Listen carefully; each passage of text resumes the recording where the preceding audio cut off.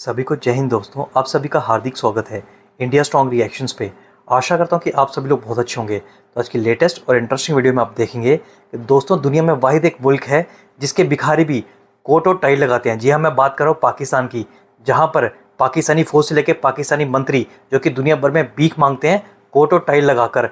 इसी बात पे चीमा को बड़ा गर्व है। तो इस वीडियो में आप देखेंगे खुद चीमा और पाकिस्तान की जमकर बेइज्जती करेंगी और औकात दिखाएंगी पाकिस्तानी पत्रकार आरजू काज़मी, और वो बात करेंगी हमारे प्यारे और शक्तिशाली देश भारत के बारे में। तो ये वीडियो काफ़ी इंटरेस्टिंग होगी, आपको बहुत कुछ जानने को मिलेगा और मज़ा आएगा। तो इसे अंत तक देखें और चैनल पर नहीं है तो चैनल को सब्सक्राइब कर दें। तो चलिए पहले ये वीडियो देखते हैं और अंत में इसके बारे में बात करेंगे। जय हिंद, जय भारत।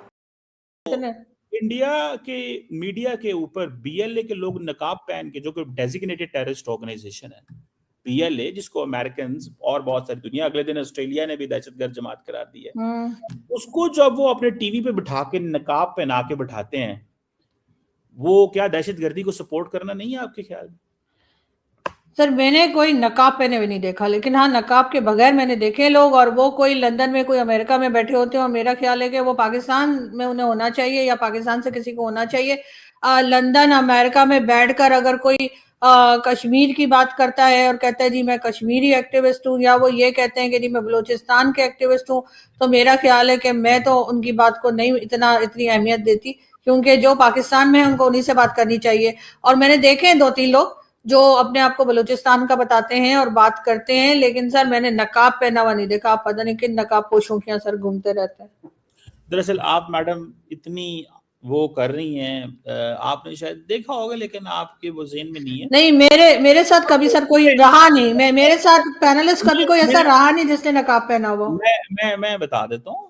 अब just go and look at India today and many channels पर आते हैं। लेकिन सर उन्होंने मेरे साथ नहीं बिठाया कभी, मैं ये कह रही हूँ। आई हैव नो आइडिया कि वो क्या बात करते हैं, तो सर उसके भी खिलाफ में कोई बलूचिस्तान का कोई अमेरिका या इंग्लैंड से बैठ के बात करते हैं, मैं तो उनको भी कहती हूँ कि गलत है, क्योंकि उन्हें पता ही नहीं ग्राउंड रियलिटी क्या है, तो वो वहां से बात कर रहे हैं। इसी तरीके से कश्मीर की बात करते हैं। डॉक्टर साहब एक बात बताएं, ऐसे लोगों को जो बीएलए के स्पोक्स पर्सन हो, उनको क्या इंडियन मीडिया पे आना चाहिए या लेना चाहिए उनको? सर उनकी अपनी पॉलिसी है, वो किसको बिठाते हैं। हमें क्या पन्नू को बिठाना चाहिए था? सर अभी जो 1 साल हुआ, सर एक मिनट, अभी जो 1 साल हुआ सर, ये जो इसको मार्का है को या ऑपरेशन सिंदूर को, सर उस दिन हमारे मेन स्ट्रीम मीडिया के ऊपर ये पन्नू जो कनाडा में खालिस्तानी टेररिस्ट है, सर उसको जियो टीवी ने भी बिठा रखा था, ARY ने भी बिठा रखा था, आप चेक कर सकते हैं। तो सर हम कौन से सर दूध के धुले में, हम भी तो वही हरकतें कर रहे हैं। हम दूसरे को गलत उस वक्त कहें जब हमने वो हरकत ना की हो। पन्नू कौन सा बड़ा कोई नेक आदमी है? बात सुने, 2 तरह की चीजें होती हैं। एक होता है पन्नू, जो पन्नू है, पन्नू को क्या डेजिग्नेट अमेरिका ने किया है, किसने किया हुआ है? ठीक है, और अगर फॉर एग्जांपल उसको इंडिया ने डेजिग्नेट किया हुआ एज ए टेररिस्ट, व्हाटएवर जो भी किया हुआ, तो अमेरिकन गवर्नमेंट को कहें, वो तो वहां पे आजाद घूम रहा है। एक बंदा अमेरिका में आजाद घूम रहा है, सुने ना, इंपॉर्टेंट सवाल तो है ना इसको। अगर एक बंदा अमेरिका में आजाद घूम रहा है और अमेरिकी कॉन्स्टिट्यूशन, और हाँ इससे भी बढ़ के बात सुने, the agent of Indian government को पकड़ा अमेरिकन ने पन्नू के मर्डर केस में, और जिसको आप कह रही हैं कि आप उसको टीवी पे लेते हैं, अमेरिकन गवर्नमेंट कहती है कि इंडियन गवर्नमेंट इसको मारना चाहती थी और हाँ इसके कातिल को हमने पकड़ लिया है, या वुड भी कत्ल या जो भी था।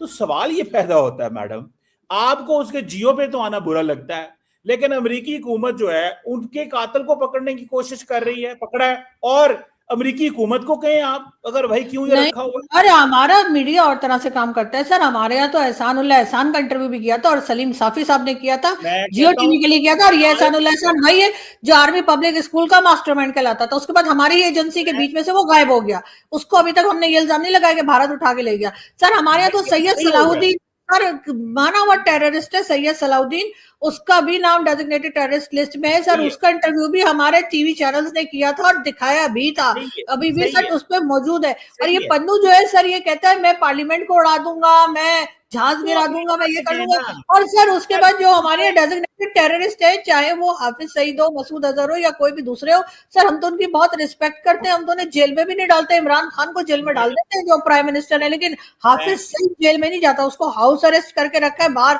हर तरह की सिक्योरिटी घर के अंदर, उसके तिक्के आपने बात सही की है, सब कुछ। बिल्कुल। तो सारी ये कि अगर हम खुद अपने यहाँ पे बैठकर और जो लोगों की जाने लेते हैं टेररिस्ट, अगर हम उन्हें सपोर्ट करेंगे तो सर दुनिया फिर हमें यही कुछ बोलेगी जो इस वक्त बोल रही है। अच्छा चले, वो कोई फर्क नहीं पड़ता कौन क्या बोलता है, ठीक है। हाँ, ये तो आज है। सारी दुनिया पाकिस्तान को फोन कर रही है, शुक्रिया अदा कर रही है, क्या क्या नहीं कर रही। आज सारी दुनिया में कोई दूसरा मुल्क नहीं है जिसने अदर देन इंडिया पाकिस्तान को कहा हो कि वो स्पॉन्सर टेररिज्म। इंडिया का क्या है, वो तो हमारा आर्क राइवल है। उनकी बात को तो वो जारी बात है दुनिया और पे राय में बदल दी।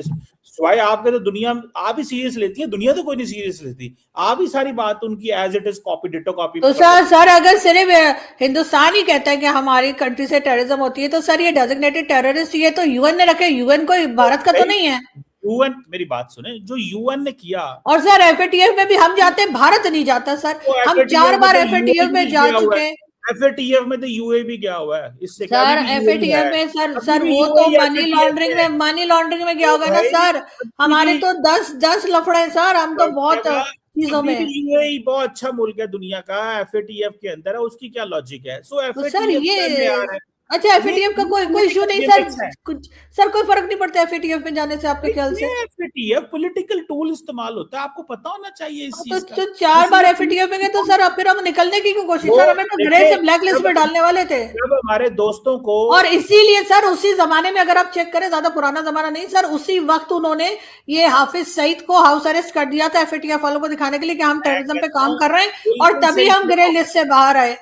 मैं कहता हूँ डॉक्टर साहब बिल्कुल सही किया होगा। सवाल ये पैदा होता है कि सम टाइम दुनिया में आपके खिलाफ एक लॉबिंग होती है। जैसे फॉर एग्जांपल उस वक्त क्या था कि अमेरिकन कहते थे help us in Afghanistan, help us here, help us इधर। जहां हमारा उनका डिसएग्रीमेंट होता था वो प्रेशर पॉइंट उठा देते थे उसके ऊपर। तो ये चीजें चलती हैं। उसका इंडिया ने कहा ओ देखे जी पाकिस्तान क्या कर रहा है। आज इंडिया बात कर रहा है, दुनिया की इंडिया की सुनती कोई नहीं है भाई। इंडिया ही वही बातें कर रहा है ना, कोई दुनिया का। मैं तो कहता हूँ दूसरा मुल्क बताए ना, नेम एनी अदर कंट्री जो इंडिया की पहलगाम पे या किसी और स्टोरी पे यकीन करता है और पाकिस्तान को कुछ कहता, कोई भी नहीं है।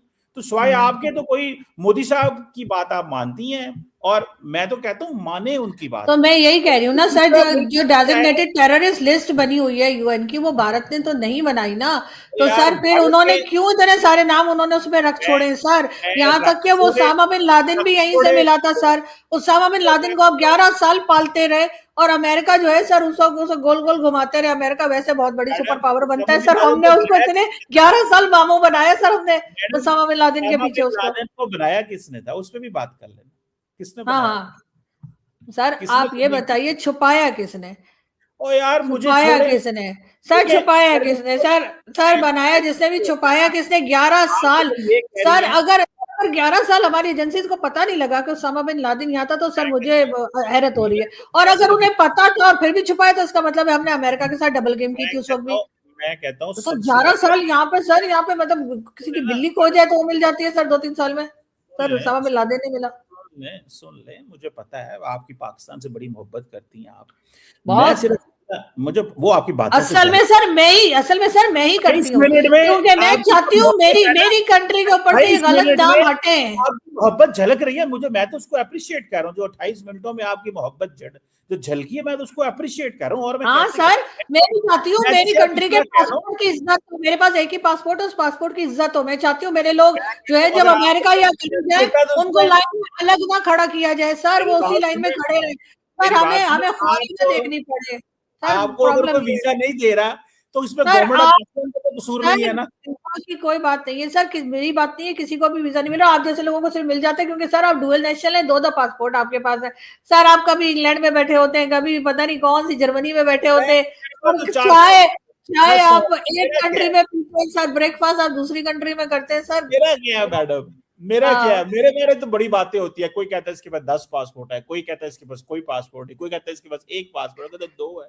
मेरा क्या मैडम, दुनिया को कहने से मुझे तो बात ये कि सर पाकिस्तान की हालत तो खराब है ना सर। मेरे कहने से मेरी बात नहीं है सर। पाकिस्तान में देखिए ना, अगर ये किसको अच्छा लगता है, किसी भी पाकिस्तानी को जो पाकिस्तान में रहता है उसको बिल्कुल अच्छा नहीं लगेगा कि उसका प्राइम मिनिस्टर कभी चाइना से पैसा मांग रहा है, कभी यूएई से पैसा मांग रहा है, कभी किसी से। सर सिर्फ इतना है सर, जो आम भिखारी होते हैं ना सर, वो कटोरा लेके नजर आते हैं सर। ये कोट और टाई वाले भिखारी जो है ना, इनको भी रोकना होगा।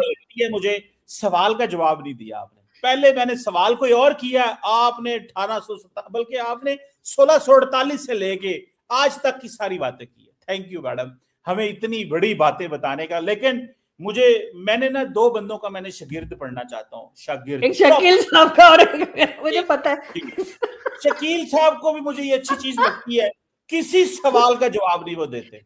मैंने तो दिया सर, मैं आपको हर सवाल का जवाब देती हूँ, ऐसी क्या बात है सर? सवाल का जवाब नहीं देते। देखिए बात क्या होता है, जवाब आप देती हैं लेकिन सवाल का जवाब नहीं देती। सवाल का जवाब जो होता है ना, देखिए सवाल का जवाब बड़ा मैटर करता है मैडम। सर सर जंगों का क्या है सर, हम तो सारी जंगें भारत से जीतते आ रहे हैं सर। 71 भी जीत गए थे, 65 भी जीत गए थे, कारगिल भी जीत गए थे सर, ये भी जीत गए होंगे सर। 10-15 साल के बाद जब किताबें लिखी जाएंगी तो उस वक्त के स्टूडेंट्स को पता लगेगा कि वो जो पहली जंग से लेकर और आखिरी जंग तक क्या हुआ था। सर क्या करें, इस सवाल का जवाब अगली दफा। थैंक यू मैडम, क्योंकि आपको अगले 35 मिनट भी आपने नहीं देना, तो थैंक यू मैडम, बहुत शुक्रिया। Thank you sir, thank you. Cheema, सबसे पहले तो मैं तुम्हें बता दूं, दुनिया का अगर सबसे बड़ा कोई आतंकवादी संगठन है तो वो खुद है पाकिस्तान की फौज। और दोस्तों आपने देखा ये चीमा कितना बड़ा बेशर्म है, ये कह रहा है कि FATF की ब्लैक लिस्ट या ग्रे लिस्ट जाने से कोई फर्क नहीं पड़ता। मतलब ये है इन पाकिस्तानियों की सोच। तो चीमा फिर मुझे एक बात बताओ कि तुम्हारा पाकिस्तान मुल्क इतना ही अच्छा है तो तुम्हारे पासपोर्ट की वैल्यू इतनी वर्स्ट क्यों है? दुनिया के लास्ट 4 पासपोर्ट में तुम्हारा आता है और पूरी दुनिया के आतंकवादी पाकिस्तान में क्यों पाए जाते हैं? बाकी दोस्तों आशा करता हूँ कि वीडियो को आपने अंत तक देखा होगा। जिस तरीके से आरजू कासबी ने चीमा को एक्सपोज किया, अगर वो आपको पसंद आया तो वीडियो को लाइक, शेयर और हाइप जरूर दे दें, और चैनल पे नहीं है तो चैनल को सब्सक्राइब कर दें। तो चलिए फिर मिलेंगे ऐसी किसी लेटेस्ट और इंटरेस्टिंग वीडियो में, तब तक अपना ध्यान रखिए। जय हिंद, जय भारत।